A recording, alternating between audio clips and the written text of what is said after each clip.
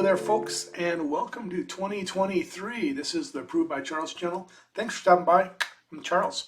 Hey, wanted to talk to you really briefly. Had this great information that went out from Blue Water Credit. So if you're a realtor and you have clients that have some credit issues, I have clients and resources that can, services that can help improve your clients' credit scores to be able to get to the point of being able to purchase this home.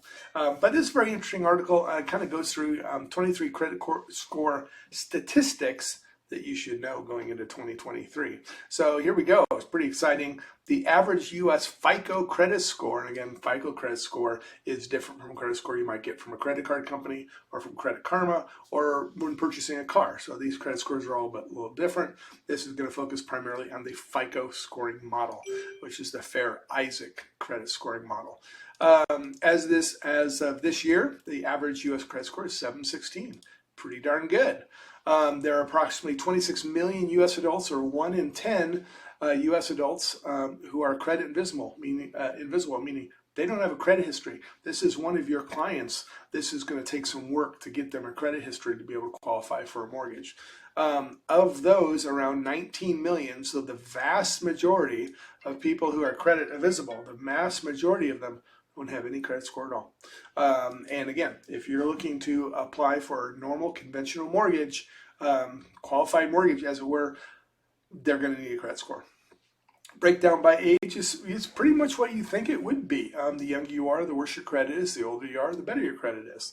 Nothing really surprising here. Average credit scores by generation, again, real similar. Interesting thing I saw in these two is the younger folks are keeping right in line with people who are their senior, almost double their age. So that's pretty awesome that they're able to do that. Gen Z is not that far millennials when it comes to the average credit scores.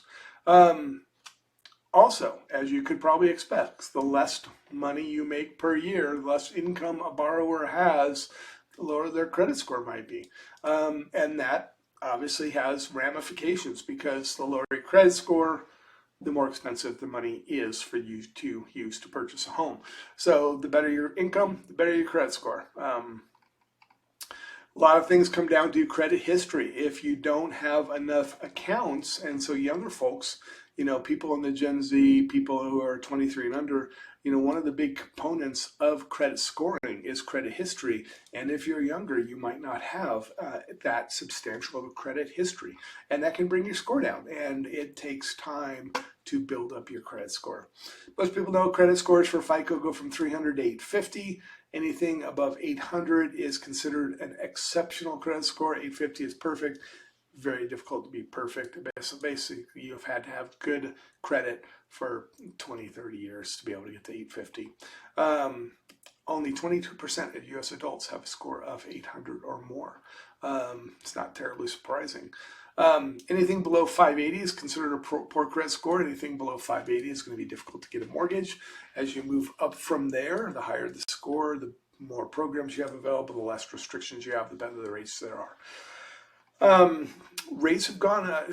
Credit scores have gone up over the last decade. The average FICO score increased by 24 points. So now what this doesn't say is, did the model change to give people a better score?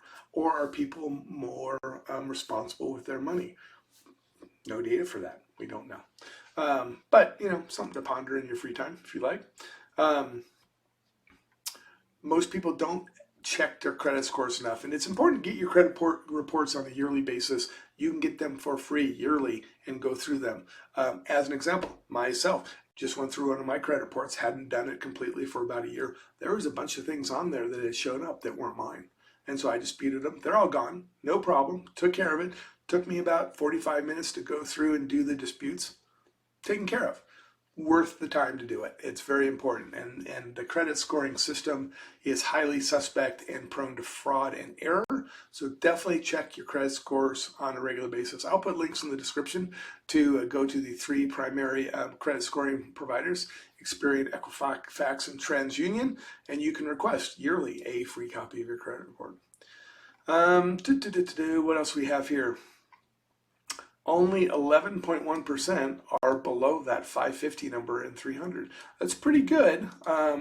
like to see that even a lower number, but just it's people just starting out, they're going to start out with lower credit.